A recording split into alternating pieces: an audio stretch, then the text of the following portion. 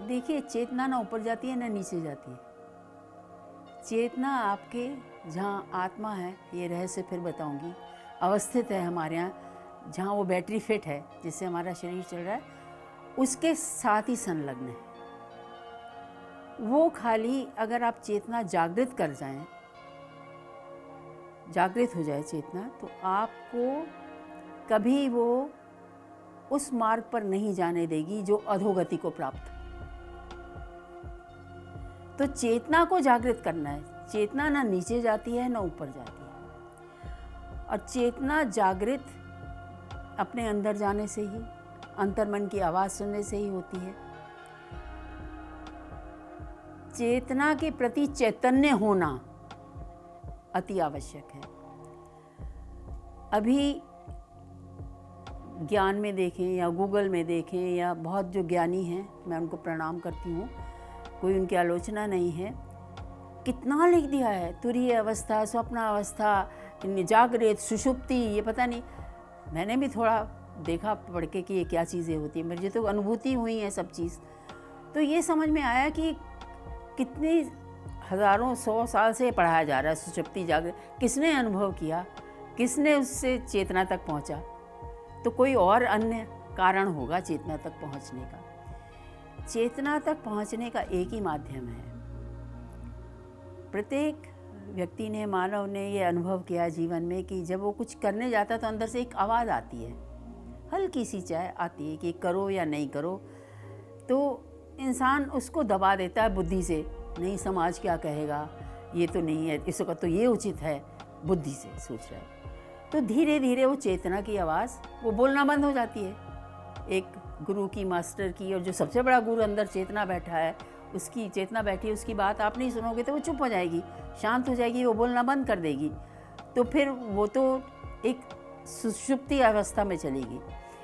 तो चेतना की आवाज़ चाहे हल्की सुनाई दे, उस पर जब आप कर्म करते हैं पूर्ण मनोयोग से, एक पूजा की तरह, तो आपको अगली कड़ी मिल जाती है और वो आपको उत्थान का रास्ता बताती है। जब आप उसमें डंडी मार देते हैं कि दुनिया कहेगी, सबसे चेतना को जानने का बड़ा, मैं लोकल भाषा में एक सेंटेंस बोलती हूँ, इस कोई क्या कहेगा, इसको सूली पे टांग दो। इस कोई ने ना हमारी ज़िंदगी में बहुत दखल दिया, हमारी चेतना को जागृत ही नहीं होने दिया। उठना गिरना तो मैं नहीं बोलूँगी, जागृत होना है। अब चेतना के उत्थान के 7 सोपान हैं। जिस व्यक्ति ने अपनी चेतना जगा ली, देखिए इनको विस्तार से तो मैं फिर कभी कहूँगी, आज मैं बीज डाल रही हूँ आप लोगों के अंदर सोचने के लिए कि मानव की चेतना का विकास है कि सृष्टि का विकास है, कि एक मछली से कछुआ बनता है, फिर धीरे धीरे मानव बना जो अपने आप में पूर्ण है, पर उसकी कई विशेषताएं हैं। मानव अपने को धरती पर परिष्कृत करने आया, जैसे मैंने बताया, अपने गुणों को वो संभाले। तो वो जब अपने को समझने की कोशिश करता है, थोड़ी चेतना की आवाज़ सुनता है, तो वो देवता बनता है कि मुझे दूसरों को देना है, कुछ करना है। मनुष्य तो जैसे आपने बोला कि पुतला है, गलतियों का भी, दुर्गुणों का भी, पर जब अपने को परिष्कृत करता है कि नहीं, मुझे कमाना है, आराम भी लेना है, देवताओं की तरह रहना है, तो वो मनुष्य भयभीत भी रहता है, दुनिया से डरता भी है। देवता किसी से नहीं डरता, सिर्फ अपना आसन छीनने से डरता है इंद्र, कि मेरा आसन ना, मेरी ये राजगद्दी ना छिन जाए।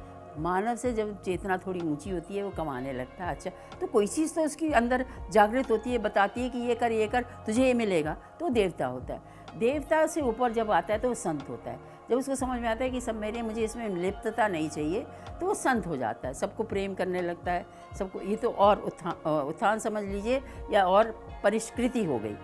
उसके बाद जो संत, जो अभी मैं बता के चुकी कि वशिष्ठ की तरह, अत्रि की तरह अपनी संतुष्टि से संतों की तरह रहते हैं, पर ज्ञान में पूर्ण हैं और ज्ञान बांटना चाहते हैं, तो वो गुरु स्वामी होते हैं असली, जो इन स्टेजों से निकल आते हैं। देवता स्वरूप में, बंधन में नहीं आते कि प्रभु आप देवता स्वरूप हो, गुरु नहीं।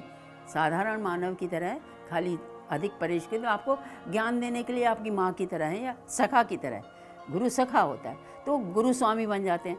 अब गुरु स्वामी भी जो होते हैं, उनकी चेतना जहाँ तक पहुँची होती है, वो उसमें वो जानते हैं कि अवतार क्या होता है।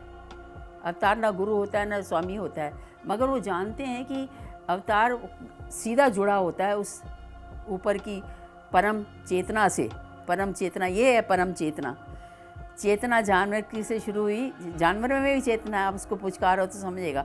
तो जो चेतना परम चेतना तक पहुंचता है वो अवतार होता है। वो किसी में लिप्त नहीं होता, साधारण मानव की तरह रहता है। उसको हम क्या बोलते हैं? हे कृष्ण तुम कहाँ हो, हे राम तुम कहाँ हो। उसको ये नहीं कहते स्वामी जी, गुरु जी, 108 महाराज आपकी चरण वंदना, ऐसे कोई उनके वो तो सबको गले लगाते हैं, प्रवचन नहीं देते हैं, अपने जीवन से ही बता देते हैं। तो ये चेतना यहाँ तक पहुँची, ये परम चेतना हुई, अवतार चेतना। तो यहाँ तक हर इंसान आ सकता, क्यों नहीं आ सकता? जब इतना कष्ट सह के राम आ सकते हैं, कृष्ण आ सकते हैं, और भी हुए हैं अवतारी, तो क्यों नहीं साधारण ये चेतना का विकास समझिए। उत्थान नहीं मैं शब्द यूज़ करूँगी, ये विकास है, ये उत्तरोत्तर विकास है। फिर वो प्रकृति जैसा हो जाता है, प्रकृति में मिल गया, शरीर यहाँ का यहाँ रह गया, उदाहरण स्वरूप बना कि चेतना को परिष्कृत करते रहे। तो कितने स्वरूप हैं, बाकी आपकी इच्छा है, आप कहाँ रुक जाते हैं, आप अपने मन की आवाज़ नहीं सुनते। संत भी अपनी जगह अच्छे हैं, सब अपनी जगह उनका कर्म है, पर चेतना की आवाज़ सुन के कर्म रत होना पहली पूजा, पहली प्रार्थना, पहला कर्तव्य है। अगर आप चाहते हो कि चेतना आपकी विकसित हो, परम चेतना से उसका योग हो जाए, ये असली योग है, संयुक्त हो जाए और सारा ज्ञान विज्ञान आपके अंदर उतर आए, तो तभी बात बनेगी। प्रणाम।